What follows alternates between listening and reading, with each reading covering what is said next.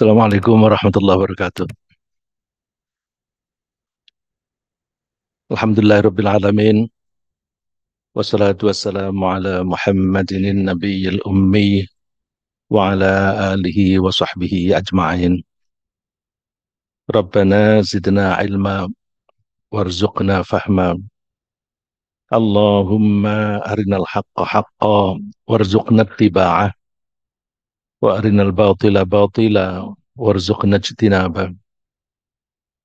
Allahumma allimna ma jahilna wa dhakkirna ma nasina minal Qur'an wa adkhilna birahmatika fi ahlil Qur'anil Karim. Amin. Bapak-bapak, ibu-ibu, dan saudara-saudara sekalian yang saya hormati, baik yang hadir di Masjid Syuhada Rawamangun maupun yang di tempat masing-masing yang sedang mengikuti kajian ini melalui Zoom. Mari kita lanjutkan pembahasan kita mengenai surat Al-Lail. Alhamdulillah kita sudah membahas ayat 1 sampai 12 dan insya Allah kita akan menginjak pada ayat yang ke-13. Intinya pada surat ini Allah menyebutkan bahwa manusia ini perilakunya secara garis besar dibedakan dua kelompok. Satu kelompok yang beriman dan satu kelompok yang tidak beriman. Yang masing-masing kelihatan kriterianya dari segi perilaku. Antara lain yang beriman itu suka bersedekah karena mereka meyakini bahwa sedekah mereka itu akan diganti oleh Allah dan akan diberi pahala yang berlipat dan sedekah itu akan bermanfaat bagi mereka sendiri ketika di akhirat. Sedangkan kelompok yang tidak beriman tidak percaya bahwa Allah akan mengganti sedekah mereka dan mereka mengandalkan kehidupannya bukan kepada Allah tapi pada harta. Sehingga mereka takut mengeluarkan sebagian dari harta mereka untuk sedekah. Lalu di ayat berikut ini, di ayat 13, A'udzu billahi minasyaitonir rajim. Bismillahirrahmanirrahim. Wa inna lana lal akhirata wal ula. Wa inna lana dan sesungguhnya kepunyaan kamilah lal akhirata alam akhirat wal ula dan alam dunia. Hubungannya apa dengan pemilahan manusia menjadi dua kelompok yang beriman dan yang tidak beriman? Kaitannya Allah memberitahukan kita dan sekaligus memperingatkan kita bahwa kehidupan kita di dunia ini akan ada kaitannya dengan kehidupan kita yang kedua, yang terakhir, yaitu di alam akhirat. Jadi kita diingatkan hati-hati di dalam berperilaku ketika hidup di dunia, karena apapun yang kita lakukan di dunia ini akan mempengaruhi nasib kita besok di akhirat. Di ayat ini Allah menyebut dua alam ini dengan nama periode, bukan nama substansi, tetapi nama periode. Kita tinggal di dunia ini disebut al-ula. Al-ula itu artinya sama dengan al-awwal, yang pertama. Ya. Bedanya kalau al-awwal itu jenis laki-laki, kalau al-ula itu perempuan. Jadi mudzakkar dan mu'annats. Al-akhirah itu bentuk wanita, mu'annats. Kalau bentuk lakinya al-akhir. Jadi penamaan ini berdasarkan periode di mana kita tinggal. Al-ula kita Biasanya sehari-hari kita menyebutnya dunia. Dunia itu artinya dekat. Kenapa disebut dekat? Karena apapun yang ada di alam dunia ini semuanya dekat. Meskipun bintang-bintang itu jauh, kalau itu masih bisa ditangkap dengan indera kita, dengan sistem ruang dan waktu kita, itu termasuk dekat. Allah di sini tidak menyebutkan pakai dunia.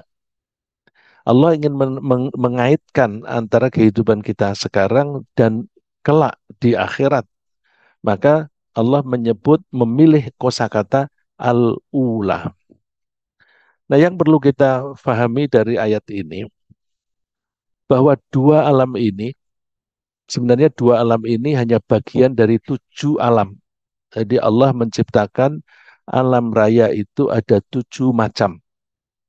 Masing-masing macam alam itu terdiri langit dan materi.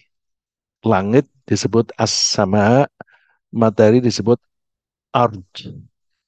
Ard, ard itu materi. Kemudian yang disebutkan kepada kita hanya 2, alam dunia ini dan akhirat. Kenapa tidak disebutkan yang 5? Yang 5 itu tidak ada relevansinya dengan kehidupan kita. Kalau nggak ada relevansinya, ngapain kita membahas itu? Habis-habisin umur saja. Kita supaya lebih memperhatikan pada hal-hal yang berkaitan dengan nasib kita, selamat dan bahagia. Ya, nasib kita tuh semua masing-masing ingin selamat dari bencana, dari kesengsaraan, dan bahagia memperoleh kesejahteraan dan kesenangan dalam hidup. Nah, dua alam raya ini, dunia dan akhirat, itu dua-duanya diciptakan oleh Allah. Dan kalau Allah menciptakan apapun, Allah menyertakan karakter benda yang diciptakan. Ya, ini sudah sering saya sebut. Yang paling gampang adalah yang ada di depan saya, air. Allah menciptakan air. Air itu disertai karakternya. Karakternya kalau dia suhunya 0 derajat dia akan beku, kalau suhunya 100 dia akan mendidih dan seterusnya. Itu masing-masing unit yang ada di alam raya ini itu mempunyai karakter masing-masing. Dan karakter itu diciptakan oleh Allah yang berkaitan antara karakter benda satu dengan yang lain sehingga karakter unit-unit yang ada di dalam alam raya ini saling berkaitan, saling mempengaruhi, yang itu membuat kelestarian alam ini. Ya, jadi alam ini bisa lestari karena masing-masing unit yang ada di alam ini diberi oleh Allah karakter yang saling mendukung, menunjang, mendukung, menunjang, mendukung, menunjang itu termasuk mematikan ya. Karena kalau tidak ada mekanisme kematian, nanti alam raya ini tidak harmonis. Jadi binatang tidak boleh jumlahnya, populasinya itu melebihi dari kapasitas makanannya misalnya. Kalau rusa jumlahnya terlalu banyak, nanti rumputnya nggak cukup. Maka diciptakan predator supaya mengurangi jumlah rusa. Jadi, itu yang kita sebut ekosistem. Nah, saya ingin menggambarkan bahwa alam raya ini dibuat oleh Allah dengan unit-unit yang mempunyai karakter masing-masing. Karakter dari benda satu dengan benda yang lain itu saling berkaitan, yang menyebabkan kelestarian alam. Ini artinya unit-unit yang ada di alam raya itu merupakan sistem. Sistem itu saling mendukung satu dengan yang lain. Cara yang paling gampang kita memberikan contoh adalah mobil. Mobil itu ada mesinnya, ada remnya, ada roda, ada ban. Ban itu ada pentilnya. Pentil itu barang kecil, tapi itu bagian dari sistem. Kalau dia tidak berfungsi, ya mobil itu tidak bisa berfungsi dengan baik. dia banyak akan kempes, jalannya akan susah. Nah, jadi masing-masing itu merupakan bagian dari sistem. Secara menyeluruh disebut sistem, unit-unit bagiannya memulai subsistem. Subsistem dan subsistem itu mendukung satu dengan yang lain. Nah, saya membuat contoh mobil. Bedanya dengan alam raya ini gimana terhadap kita? Oh, kalau mobil itu kan kita buat, kita gunakan sebagai alat. Jadi kalau kita butuh alat itu kita pakai. Kalau kita nggak butuh nggak kita pakai. Tapi alam raya ini bukan alat kita. Kita merupakan bagian dari sistem itu sendiri. Maka kalau ada orang berperilaku kontradiksi dengan sistem, dia akan hancur. Ya, contohnya kalau tadi sistem pentil itu mendukung ban, ban mendukung perjalanan itu dan sebagainya. Ada aki kalau soak ya nggak jalan. Ya.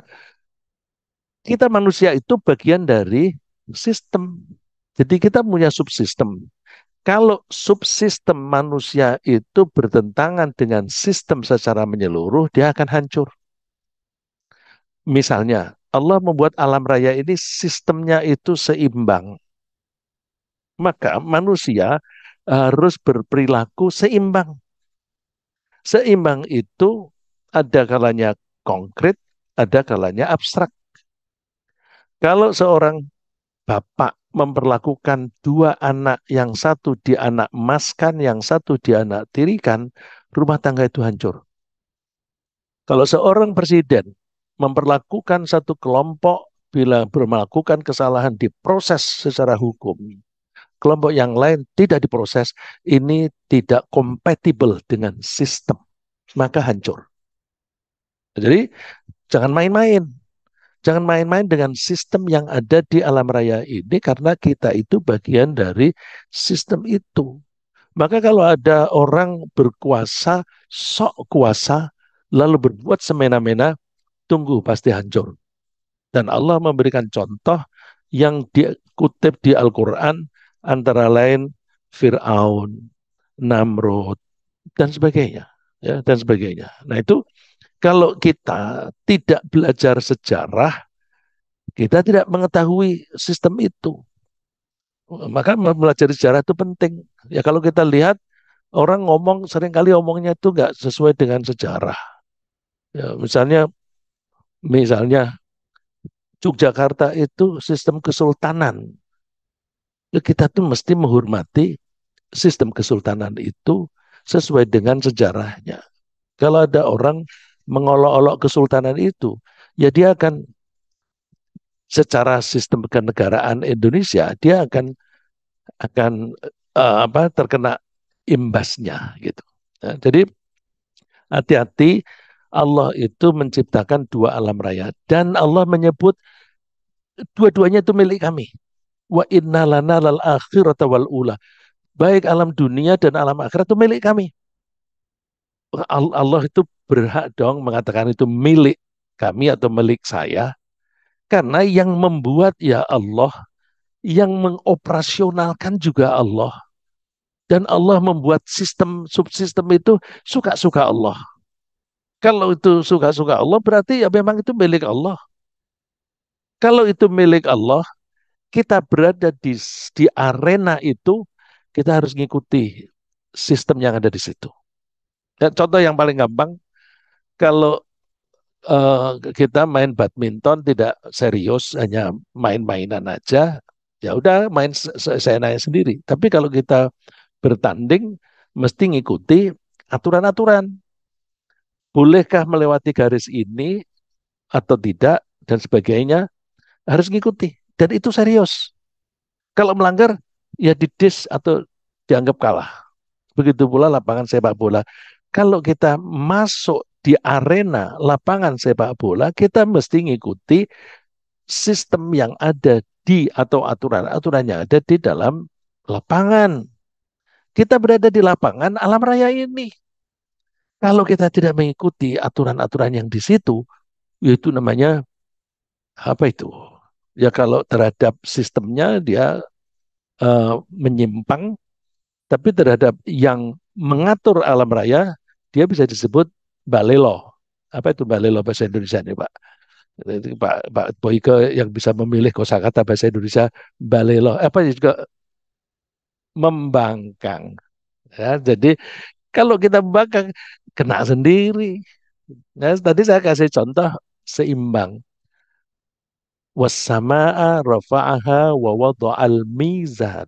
Kami membuat langit itu di atas dan Allah membuat seimbang untuk alam raya ini. Nah, seimbang itu aturan yang menyeluruh. Terus Allah wanti-wanti, Allah tatghaw fil mizan. Kamu jangan melanggar keseimbangan itu. Kalau kamu melanggar ya kamu akan terkena imbasnya, impact buruk. Allah memberi contoh yang gampang yang kita lakukan sehari-hari, wa aqimul wazna bil qisti wa la tukhsirul mizan. Kalau kamu berdagang, jangan kamu kurangi timbangan. Jangan kamu kurangi timbangan. Itu contoh yang paling gampang. Tapi kita seringkali, oh itu kan timbangan. Aku tidak mengambil timbangan kok. Aku mengurangi mutu. Ya mutu itu juga timbangan secara value. Begitu. Jadi ini gimana sih kita cara berpikirnya? Kita kalau Allah menyebut mizan keseimbangan itu keseimbangan dalam segala bentuknya, termasuk yang saya sebutkan tadi ketidakadilan. Ketidakadilan itu melanggar keseimbangan. Terus dua-dua alam ini milik Allah, diciptakan oleh Allah, dioperasionalkan oleh Allah. Kita diberi eh, informasi-informasi tentang perilaku dua alam ini dengan informasi yang terbatas. Terbatasnya itu sebatas yang relevan dengan kita. Yang nggak relevan dengan kita, Allah tidak membahasnya. Yang relevan. Apa itu? Kalau seseorang itu berperilaku di dunia, maka perilaku itu akan ada pengaruhnya di alam akhirat karena suatu saat alam raya yang namanya dunia ini akan hancur. Semua hancur. Tapi ada yang disisakan. Apa itu yang disisakan? Bagian dari manusia. Kalau kita mengacu kepada suatu hadis, yang disisakan itu bagian kecil dari azbul zanab, uh, tulang ekor. Bagian dari itu kecil sekali. Apakah itu namanya sel atau lebih kecil daripada sel? Kita nggak tahu, tapi itu diawetkan oleh Allah yang nanti itu dipindahkan dari alam yang hancur ini ke alam akhirat. Tentu akal kita nggak nyambung, nggak nyampe. Bagaimana bisa mengawetkan bagian yang sekecil itu dan bagaimana bagian yang kecil itu yang entah di mana bertebaran kok bisa diambil di bawah situ nggak ada yang ketinggalan. Allah ngasih contoh. Coba deh, tiba-tiba kok ada di atas genteng atau di tembok pohon kersen. Apa itu namanya itu? Kersen ya, Pak? Ada pohon itu. Atau kadang-kadang si beringin. Kok ada pohon beringin itu? Siapa yang nanam? Itu bijinya dimakan oleh burung. Burung itu terbang hinggap di situ dia buang kotoran. Allah tahu bahwa oh burung itu membawa biji dari sana dibuang di situ. Allah tidak akan lupa, tidak akan lengah di situ.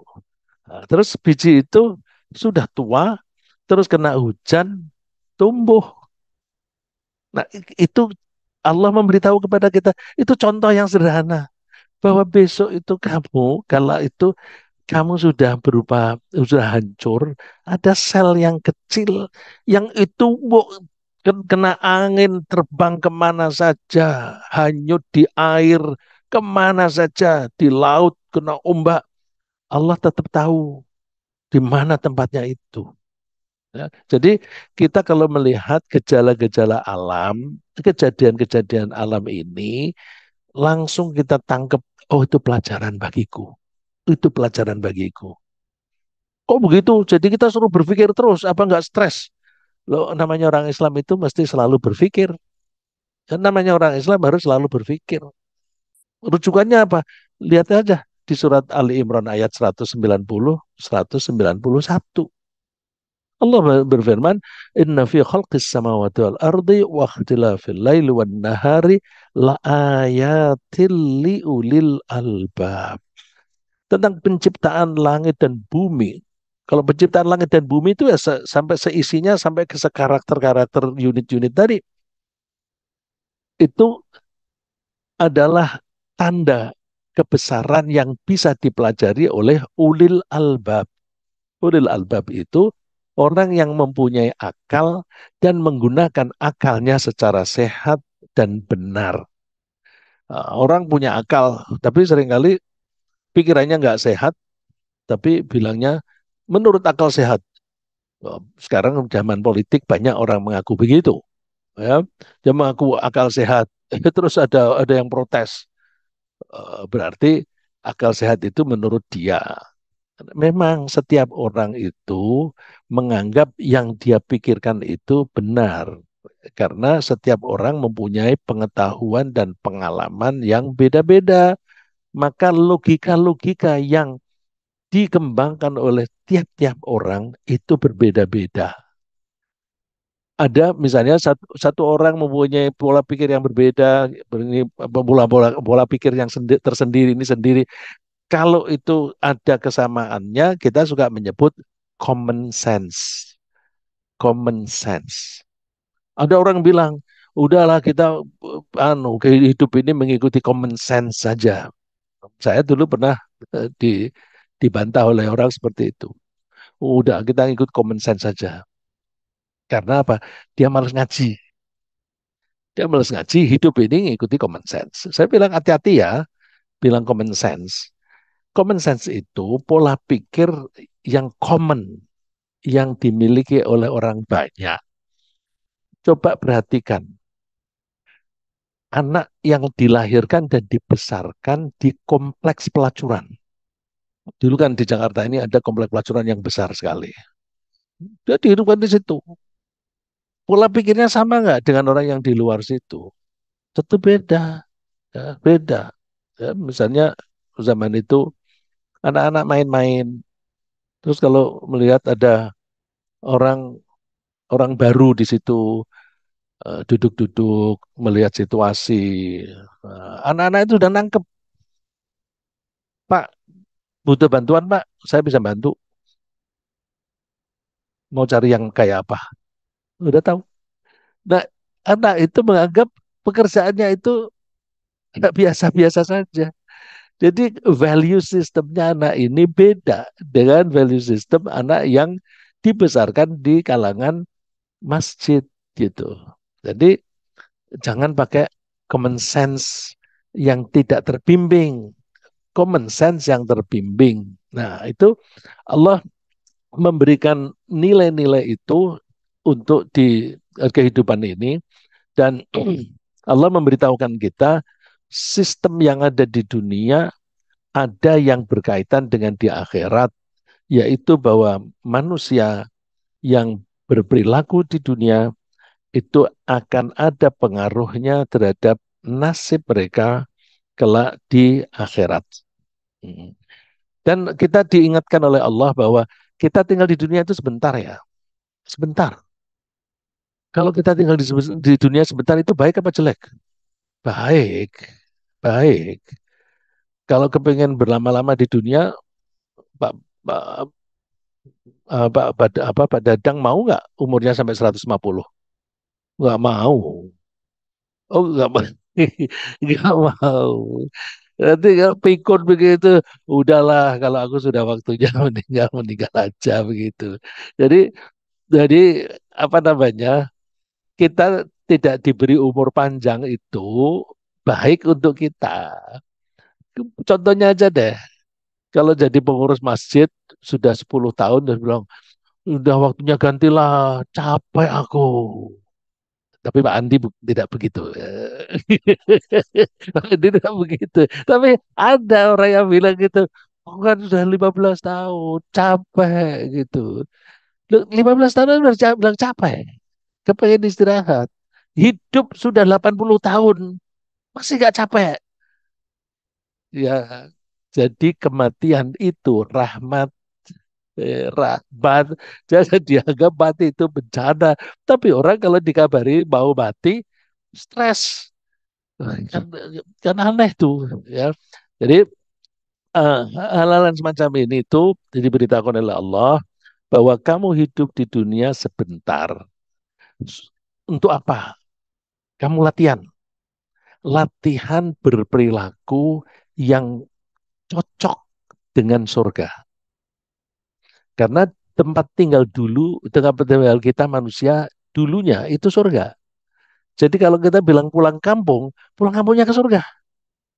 Nah, di surga itu tidak boleh ada pelanggaran, tidak boleh ada kesombongan. Oleh karena itu, kalau kita kepengen kembali ke surga, latihan, jangan sombong. Eh, Latihan jangan sombong. Kalau kepengen bisa kembali ke sana, jangan bohong. Ya. Jadi hindari hal-hal yang di sana tidak ada, yang dilarang. Oleh karena itu, kita mesti menyesuaikan diri dengan sistem yang ada di sana dan itu diberitahukan oleh Allah melalui Al-Quran. Berkatalah yang jujur, rendah hatilah kamu dan sebagainya. Nanti kalau itu kita bisa mengadopsi menjadi karakter kita, nanti kita akan dipersilahkan, silahkan pulang kembali. Dan di dunia tidak lama. Nah, bagaimana supaya kita bisa tahu caranya hidup yang bersesuaian dengan surga? Allah ngasih bimbingan. Dari waktu ke waktu Allah ngasih bimbingan. Coba ketika Allah menyuruh Nabi Adam keluar dari surga. Qala bitu minha jami'a. Ba'dukum li ba'din adu. Walakum fil ardi mustaqarru wa mata'un ilahin. Keluar kalian semua dari surga. Kalian nanti di, di dunia akan punya kecenderungan bermusuhan satu dengan yang lain. Kok bisa bermusuhan gimana? Bandingkan. Di surga itu sumber daya alam itu melebihi dari kebutuhan kita. Sumber daya alam yang kita butuhkan, kita butuh makan, kita butuh minum, kita butuh istri, itu jumlahnya lebih dari kebutuhan kita. Bukan cukup. Karena cukup, ngapain berantem? Ngapain berebut? Di dunia, jumlah natural resources itu terbatas. Karena terbatas, maka kalian itu akan berebut. Ketika berebut, kalian berantem. Kasih contoh, waktu itu manusia jumlahnya sedikit. Terus laki-laki tidak punya pilihan banyak tentang wanita sebagai istri. Kabil membunuh adiknya sendiri. Karena apa? Yang diinginkan sama. Maka kalau ada sesuatu yang diinginkan sama, yang menginginkan itu banyak, maka di situ ada kecenderungan berantem. Yang bisa menjadi presiden di Indonesia itu hanya satu. Maka karena jumlahnya sedikit, manusianya yang kepengen jadi presiden banyak, cenderungannya berantem. Berantem itu suka ya membuat fitnah dan sebagainya. Terus kadang-kadang ada yang jotos-jotosan, kadang-kadang ada yang tusuk-tusukan. Nah, itu karena karakter dunia ini resourcesnya terbatas sehingga kita berebut. Berebut itu menyebabkan kita bermusuhan antara satu dengan yang lain. Nah, kalau kita dikasih tahu seperti itu, kalau begitu kita jangan mempunyai keinginan yang tidak realistis, keinginan yang bendanya itu terlalu banyak, terlalu sedikit, yang menginginkan terlalu banyak. Kita berebut yang sumber dayanya tidak terbatas. Misalnya apa? Rizki. Rizki itu kita butuh makan, minum, jumlahnya terbatas. Dan Allah sudah menyediakan jumlah itu akan cukup. Coba tahun 1900-an, 1980-an itu banyak orang ngomong baik di Indonesia maupun di United States United Nations ya di PBB itu bahwa pada tahun sekian atau dekade sekian kita akan kelangkaan sumber daya makan. Ternyata kita jalani cukup. Nah sekarang ini ada pemikiran begitu tidak hanya di omongan, tapi ada keinginan untuk mengurangi jumlah populasi dunia, dinamakan depopulation. Kalau kita cari ada itu si rencana-rencana itu dan tapi dibantah. Nah, tapi kita perlu lihat buktinya. Lewat apa? Penyebaran virus. Nah, sekarang ini yang sedang ramai nyamuk, ya kan? Nah, itu penyebaran virus supaya nanti orang pada mati. Ternyata dengan COVID, jumlah yang mati karena COVID dibandingkan dengan jumlah orang yang mati karena kecelakaan di jalan, banyakkan mana? Kecelakaan. Jadi kalau ketika tidak ada COVID dulu, jumlah kecelakaan di jalan itu banyak sekali. Karena ada COVID, jalan lalu lintas sepi. Karena sepi, jumlah kecelakaan jadi kurang. Karena jumlah kecelakaan kurang, maka yang mati di jalanan sedikit. Orang yang mati karena COVID tidak sebanyak itu. Karena itu tidak berhasil, lalu cari cara lain, pakai nyamuk. Tapi itu apakah murni hanya depopulation? Enggak, ada unsur bisnis.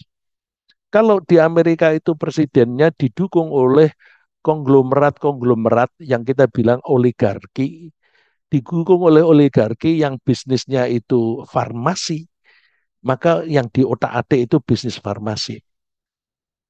Tapi kalau yang mendukung presidennya itu adalah orang-orang yang sebangsa permesinan, yang memproduksi pesawat terbang, itu yang di otak-atik bagaimana supaya perang.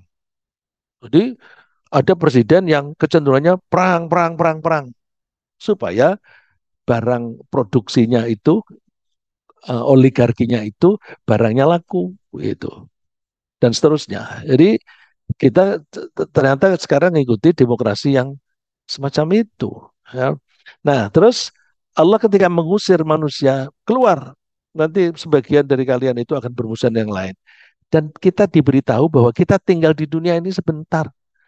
Walakum fil ardi mustaqarru wa mata'un ilahin. Kalian itu nanti akan tinggal di bumi dan kalian bisa menikmati kesenangan di bumi ini sampai waktu tertentu ilahin. Berarti tidak akan kekal kamu di dunia. Bandingkan kalau di akhirat nanti kekal. Nah dari situ aja kita sudah bisa berpikir, aku merasakan kenikmatan di dunia, tapi kalau tidak merasakan kenikmatan di akhirat, rugi. Karena kenikmatan di dunia hanya sementara, sebentar saja. Lebih baik aku nguber kenikmatan yang di akhirat yang lama, selamanya di sana. Ya. Ilahin. Nah, ilahin ini harus jadi peringatan bagi kita. Terbatas loh. Kamu jadi presiden juga terbatas loh. Kamu jadi orang kaya terbatas. Kamu jadi orang kuat terbatas. Kamu tua lagi aja udah lemah, nggak bisa kuat seperti itu. Ya Pak Iwan ya. Jadi jadi waktu masih muda, oke, tiga maju bareng. Sekarang maju satu aja nggak deh gitu kan. Ya itu jadi eh, jadi ilahi sementara. Terus Allah memberitahukan secara eksplisit karena waktu itu manusia ditanya, manusia yang di neraka, qala kam labithum fil ardi adada sinin. Kamu tinggal di dunia berapa tahun sih? Mereka jawabnya, labithna yauman aw ba'dha yaum. Kami tinggal di dunianya sehari atau setengah hari. Nggak bisa ngitung deh. Nggak bisa ngitung. Fas'alil adin. Silakan tanya kepada tukang hitung. Tukang hitung, Pak Iwan itu ahli accounting. Yang itu tanya sama akuntan itu, saya tinggal berapa tahun. Ini ditanya oleh Tuhannya jawabannya kayak begitu kan kurang ajar itu. Ya sampai di akhirat pun masih kurang ajar. Nah, terus Allah mengingatkan, qala illa bistum illa qalilan law annakum kuntum ta'lamun. Memang kamu tinggal di dunia itu hanya sebentar, qalilan. Seandainya saja dulu kamu tahu bahwa kamu tinggal di dunia itu hanya sebentar. Nah, sekarang dia baru menyadari sebentar, sudah di neraka, terlambat, terlambat. Tapi dialog ini disebutkan sekarang di Al-Quran supaya ini menjadi pelajaran bagi kita. Jangan sampai terlambat seperti orang itu. Jangan sampai terlambat. Kok bisa dialog ini kan terjadinya di akhirat besok. Sekarang belum terjadi. Kok bisa dikutip oleh Allah? Ya bisa lah. Yang membuat waktu lampau, waktu sekarang, dan waktu yang akan datang kan yang membuat Allah. Jadi Allah melihat kejadian yang lampau atau yang akan datang sama gampangnya. Jadi apa yang dikutip oleh Allah ini pasti terjadi. Karena ini sesuai dengan pengamatan Allah yang sekarang sudah kelihatan.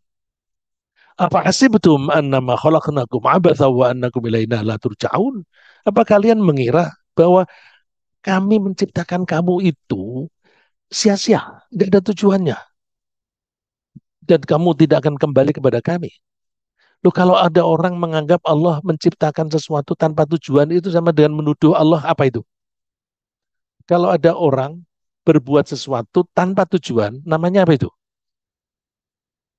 Orang senyum tanpa tujuan. Tertawa-tertawa tanpa tujuan. Orang apa itu? Gila. Kalau ada orang menganggap Allah menciptakan alam raya, menciptakan aku tidak ada gunanya, itu sama dengan menuduh Allah gila. Nggak mungkin, subhanallah. Ya, apakah kamu mengira kami menciptakan kamu itu sia-sia, nggak ada tujuannya? Ada. Dan kalian nanti akan kembali. Gitu. Terus ditunjukkan uh, ketika kalian kembali itu nanti akan dikumpulkan di satu tempat, di situ akan diminta pertanggungjawaban, dihitung, dikalkulasi amal baik dan amal buruk atau ditimbang. Ya, yauma idzi yasdurun nasu ashtatan liraw amalahum. Pada hari kebangkitan itu semua orang pada datang dikumpulkan supaya mengetahui perilaku mereka sendiri. Faman ya'mal mithqala dzarratin khairan yarah. Siapa yang berbuat baik sehingga perbuatan baik itu berbobot, maka dia akan melihat hasilnya. Dan sebaliknya kalau perilakunya buruk, dia juga akan melihat hasilnya. Nah, ini kaitannya dengan ayat yang 13 ini bahwa alam dunia dan alam akhirat itu semua milik Allah dan Allah membuat dua alam ini saling berkaitan dalam hal perilaku dan nasib manusia.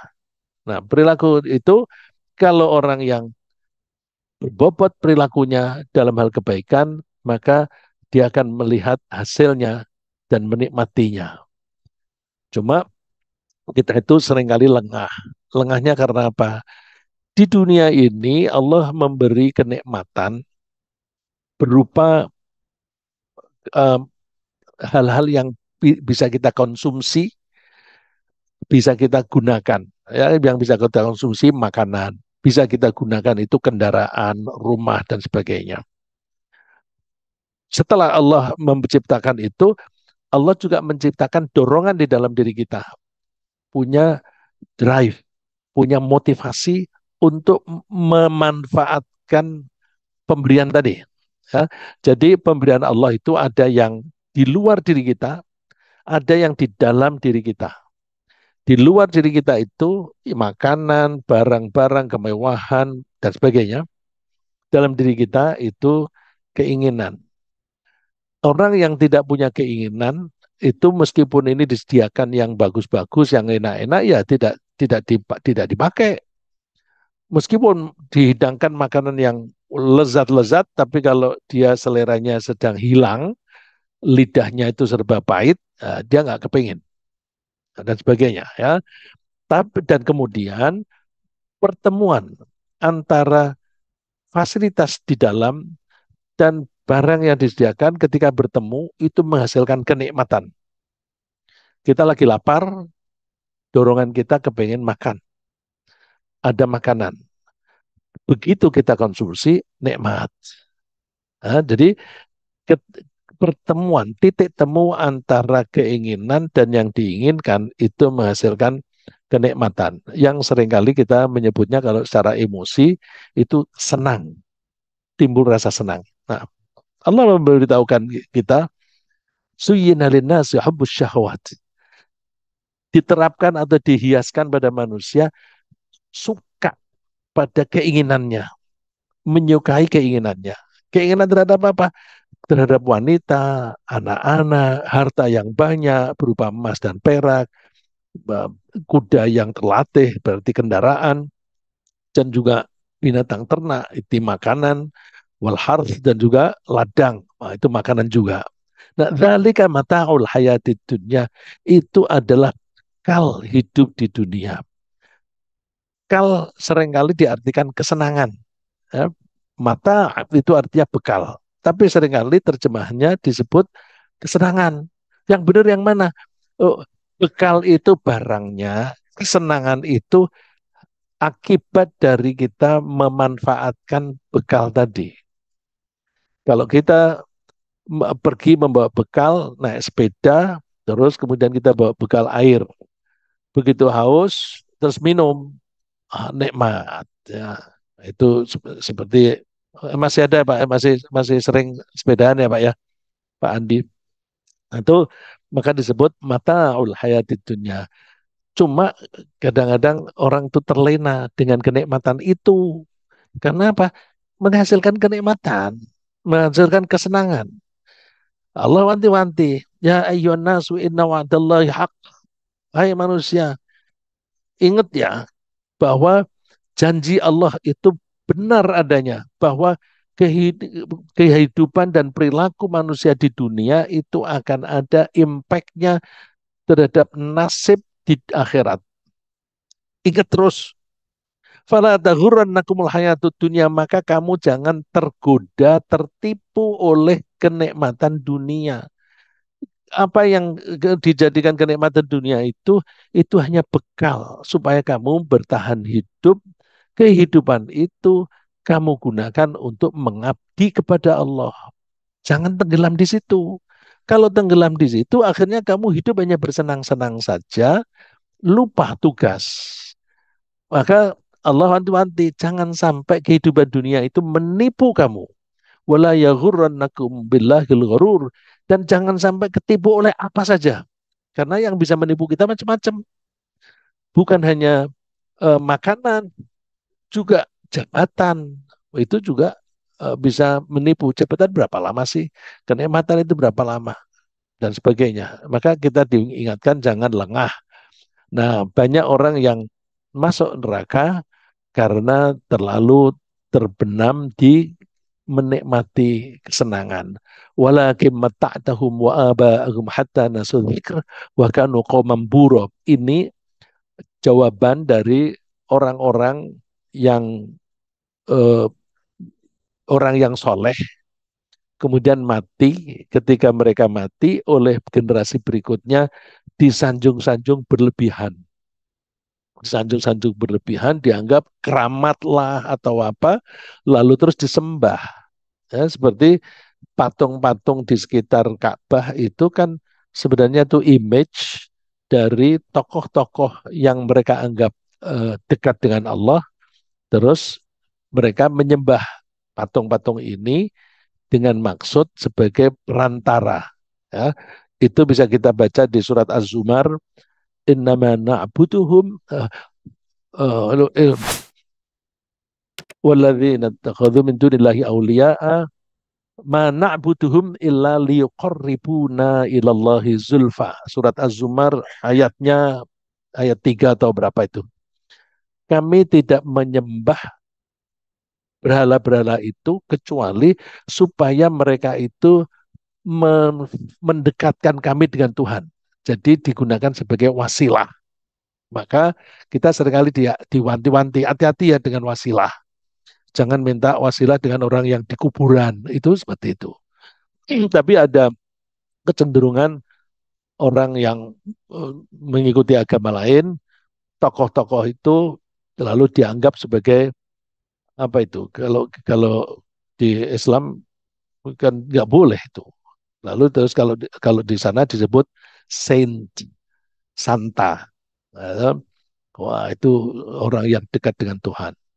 Nah, itu kita hati-hati karena um, kenikmatan yang diberikan oleh Allah dan Allah menyebutnya wa abaahum. Ini orang yang mohon maaf, saya tadi maksudnya orang-orang soleh yang kemudian setelah mati disembah oleh generasi berikutnya nanti akan ditanya oleh Allah, apakah kamu yang menyesatkan mereka? Termasuk orang soleh yang di pertuhan itu kan Nabi Isa. Nabi Isa itu manusia, orang yang soleh. Tapi karena dianggap itu orang hebat, lalu disanjung-sanjung menjadi Tuhan. Nah itu, lalu Nabi Isa termasuk yang ditanya, apakah kamu yang menyesatkan mereka? Mereka menjawab, enggak Tuhan, kami menganggap yang berhak disembah hanya Engkau. Walakim mata'tahum wa aba'ahum. Tapi karena Engkau memberikan kesenangan-kesenangan kepada mereka, dan juga bapak-bapak mereka, nenek moyang mereka. Kesenangan, kekayaan yang diberikan kepada orang yang bersangkutan dan bapak-bapaknya itu perlu apa penting karena banyak orang yang menikmati kehidupan gara-gara bapaknya. Karena bapaknya kaya raya, anaknya menikmati kekayaannya. Karena bapaknya jadi presiden, anaknya menikmati kenikmatan jabatan dan sebagainya. Nah itu maka disebut mata'dahum wa aba'ahum. Engkau memberi kesenangan kepada mereka dan juga kepada bapak-bapak mereka. Hatta nasul zikir sampai mereka lupa peringatan. Diperingatkan siapa saja nggak peduli. Apalagi diperingatkan oleh Quran. Wa kanu qauman buro dan mereka menjadi kaum yang binasa. Nah, ini jadi pelajaran dari kita. Oleh karena itu, kita jangan mengikuti orang kafir. Orang kafir itu karena tidak mempercayai kehidupan di akhirat, mereka mumpung masih hidup, lalu kita nikmati kehidupan ini. Yang cari duit kan aku, berpayah-payah cari duit, kalau bukan kita yang menikmati siapa? Lalu terus dihabis-habiskan untuk berfoya-foya. Walladzina kafaru yatamatta'una wa ya'kuluna kama ta'kulul an'am. Orang-orang kafir yang tidak percaya kepada hari akhir, tidak percaya kepada akhirat, itu hidupnya hanya bersenang-senang dan makan-makan seperti binatang ternak. Karena mereka manusia tetapi berperilaku seperti binatang, tidak mau menggunakan akalnya, nasib mereka di akhirat wannaru maswallahum. Nerakalah tempat tinggal mereka ya. Jadi kita sadari bahwa eh, kehidupan kita ini akan ada dua, yaitu di dunia dan di akhirat. Dua-duanya ini milik Allah, yang menjalankannya itu Allah, maka di dua-duanya itu cara kerjanya, kaitan antara satu dengan yang lain itu jelas seperti disebutkan oleh Allah, apapun yang kita lakukan di dunia itu akan dibalas besok di akhirat. Saya kira sementara begitu. Terima kasih.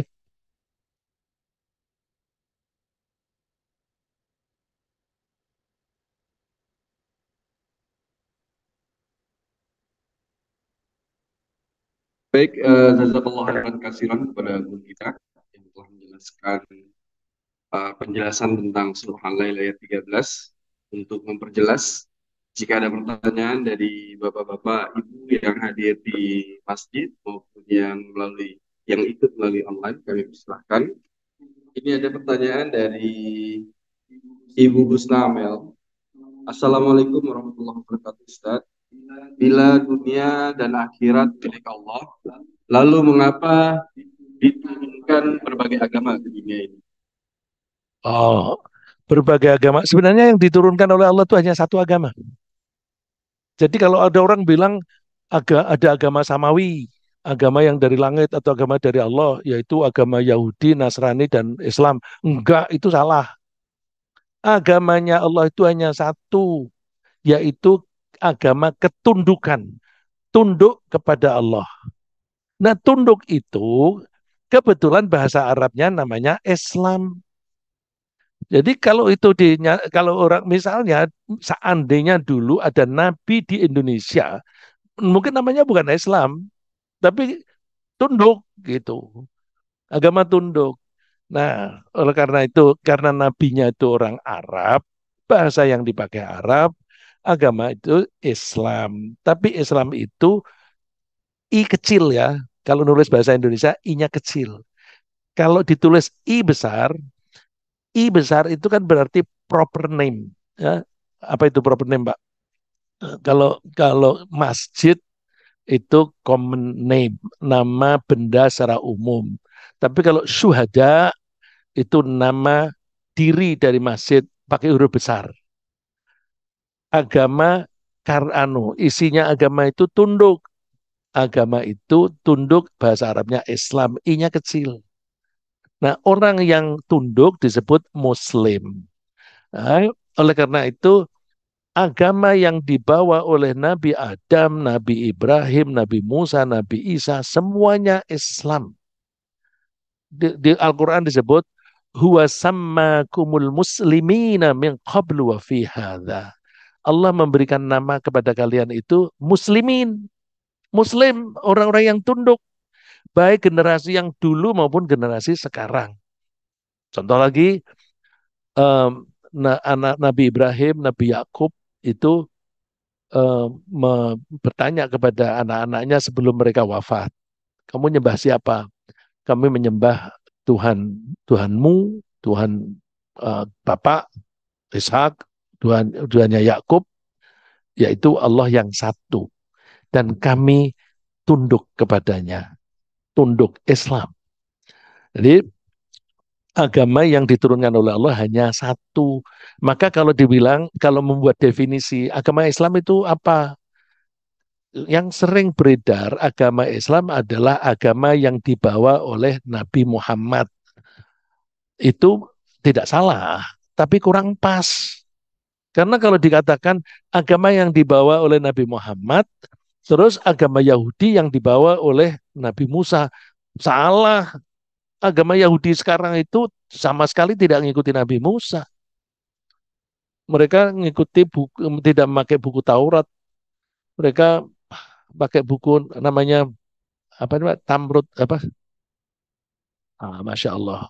Saya pernah lihat bukunya. Ada teman yang mempunyai bukunya. Saya mencari di Eropa, di Amerika, di toko buku manapun nggak dapat itu. Jadi, itu yang dipakai oleh orang-orang Yahudi zaman sekarang, antara lain menipu orang selain Yahudi boleh. Jadi kalau orang non Yahudi ditipu boleh. Jangankan ditipu, dibunuh pun nggak apa-apa. Nah itu masuk ada di Taurat, nggak ada seperti itu. Ya, Nabi Isa agamanya apa? Islam. Coba baca Bible dengan teliti. Tidak ada kata-kata di Bible yang menyuruh manusia menyembah Nabi Isa. Nggak ada. Nah, kok bisa ya? Oh Talmud ya, terima kasih. Buku yang dipakai oleh orang Yahudi itu Talmud. Itu karangan orang setelah Nabi Musa. Jadi mereka menganggap itu yang menjadi pedoman. Terima kasih Pak Handi itu. Ya, jadi Bu Dokter, ini tidak agama yang diturunkan oleh Allah hanya satu itu. Terima kasih. Baik, ada pertanyaan lagi kami berikan kesempatan untuk hadirin Bapak jemaah yang hadir di masjid atau yang melalui kajian mengikuti di rumah. Kami persilahkan jika ada pertanyaan silahkan aktifkan mikrofonnya. Silahkan Bapak Ibu bertanya, kami berikan kesempatan.